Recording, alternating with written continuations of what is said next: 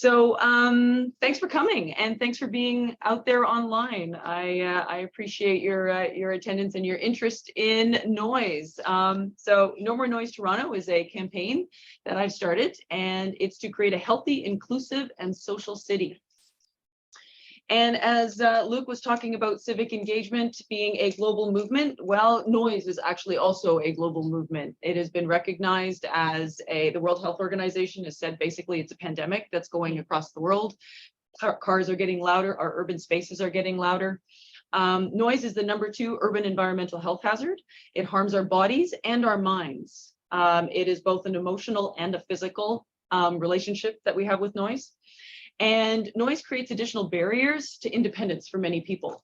Noise modeling is usually how noise is studied. They put meters up in areas in the city and they go, okay, well, this is the average. Well, an average model actually only provides high level information. It actually doesn't provide that personal level of noise that we all live with. And so that's what I'm trying to do with this project, is bring noise down to the personal level. What do you sleep with? What do you work with? And what do you hear on a daily basis? And that type of data can only be collected by people. So it's one of the first data sets that can really be just crowdsourced, because you can't just simply measure that. It has to be provided by people. So I think this is quite exciting. So I was quite thrilled that in one of the other kind of meetings that I was in like this, I got the attention of Kat Mills, who's a filmmaker in Toronto, and we created a pitch video for Hot Docs, their Citizen Minutes program, and we were chosen out of 140 applications. We were chosen for she was not noisy there. That was control. So we were chosen to be part of Citizen Minutes, so one of 7 feature films. So I was very honored. So you guys get to see it tonight. They gave us permission for a private screening. So this is what was shown at TIFF on May 4th, and then in theaters for the Hot Docs. So why is this important?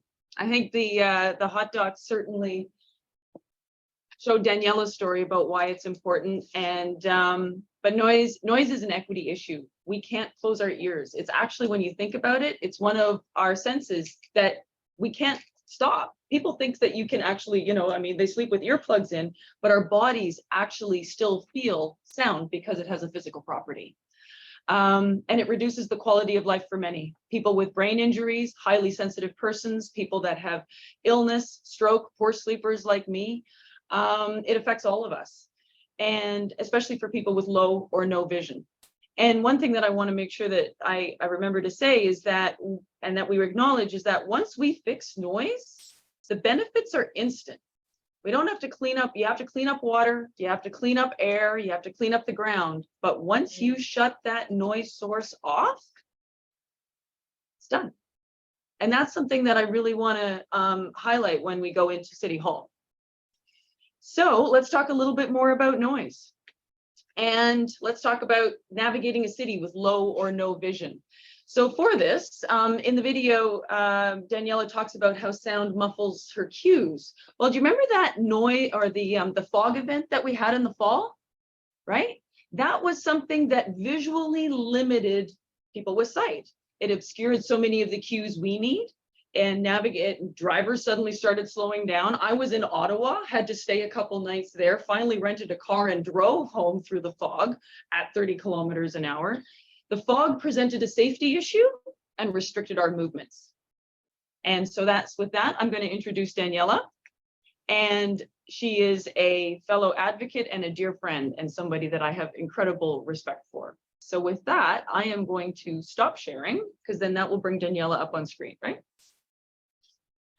Okay, Daniela, the floor is yours. Thank you. Thank you so much, Ingrid, for that introduction. Thank you, everyone. It's a pleasure to be at Civic Tech. So my name is Daniela Levi Pinto. I am a pedestrian advocate. I am a member of the steering committee of Walk Toronto. And for those of you who may not be familiar with Walk Toronto, it's a grassroots volunteer advocacy organization working with different levels of government to improve walking conditions in Toronto.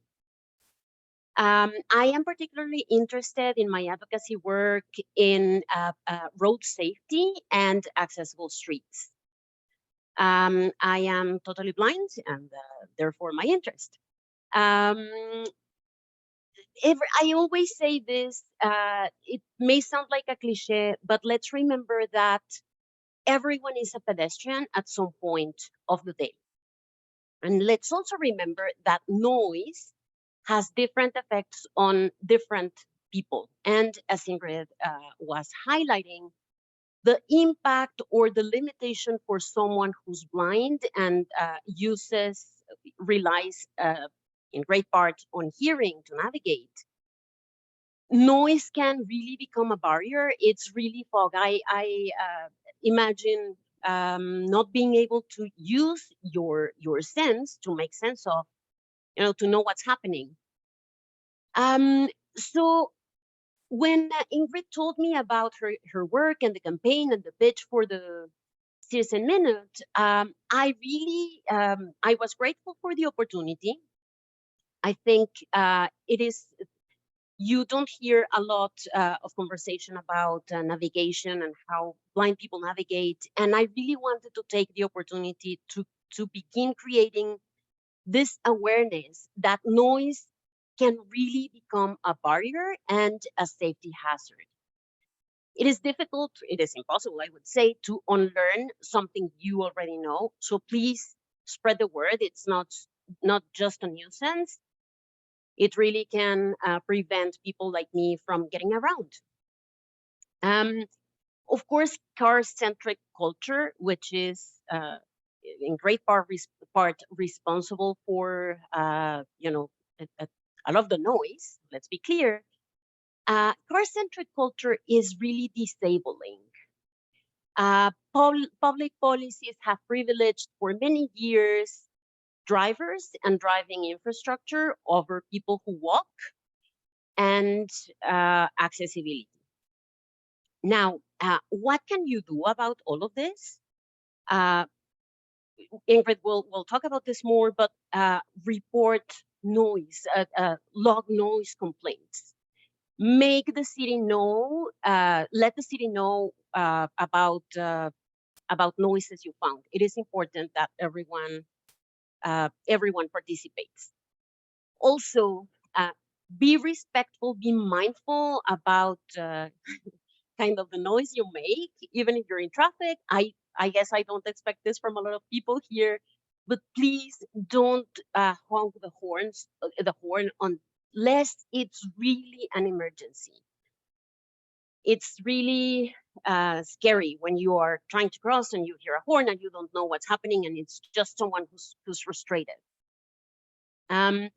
Also, something else that you can do, just as you go about your lives, if you happen to see someone, a person who looks blind, who is with a guide dog or a cane, and they may be disoriented, especially if there is a lot of noise around. So please offer assistance. Ask if people need assistance. When it's so noisy, like with constructions and so on, it's very difficult even to know if someone is around. So asking goes a long way. And I really, what I would like to see happen, I would like to live in a city where I can actually rely on my hearing beyond my guide dog to get around and also to make sense about the world around me. I could continue talking a lot about navigation and noise and sound and how I use that, but that's beyond the scope of this presentation. Perhaps the last thing I'll mention, which is not in the slides, but something that I also think about a lot is EVs, electric vehicles, and the lack of standard sound on them. They are very quiet right now. There's not a requirement, and there's not a standard sound. And the problem is that they are so quiet and they can speed so quickly that they really pose a significant danger for people who are blind. So we need manufacturers to be forced to install noise for safety on EVs, but noise at acceptable levels, not what some car manufacturers are planning to add uh, uh, fake muffler sounds. So that's certainly not what we need. I'll pass it on to Ingrid. Thank you so much again. I appreciate appreciate your insight and your sharing what navigating through the is like for you. Okay, back to my screens here. So here so what you can do, this is where Daniela was talking about, we were talking about not 311 noise report. So this was the website that I built. I use Esri technology. I use Survey 123, and then I use Map Viewer and create dashboards. And so I like to use agile methodology. So I tried a pilot last year, and for 2 months in August and September, we tried version 1. It was only to a small audience, and I asked 3 questions. And that was the location of the noise source, not where you heard it from. So I don't want people's homes, I want the street, what that noise source was, and the date and time. And in 2 months, we had 1,800 reports. So I was kind of, I see a couple eyebrows. Yeah, I was surprised as well. So, and pleased, very pleased. So this resonated with people. So thanks to a volunteer, we looked at those 1,800 reports, and the data was cleaned and analyzed using Python. And so what we found was that the majority of the noise report sources, 88%, were attributed to 1 or more vehicles and motorcycles. Similarly, each day of the week, observed motor vehicle and motorcycle as the predominant noise source. And then other noise sources included aircrafts, power devices, amplified sounds, and animals. Oops. So here's some more of, here's a couple charts that were created. And so noise reports by day of the week and source. So you can see that Sunday was a lot of vehicles. And I don't know about you guys, but have you seen the, like that's when the Harleys come out and the pretty cars and all that other stuff. So Sundays, either that, or that's when we're more annoyed and we expect it to be quieter, right? It could also be that side of the scenario. We also have, the next slide is noise reports during the week. So this is when they were actually submitted. So Saturday and Sunday were the most popular days.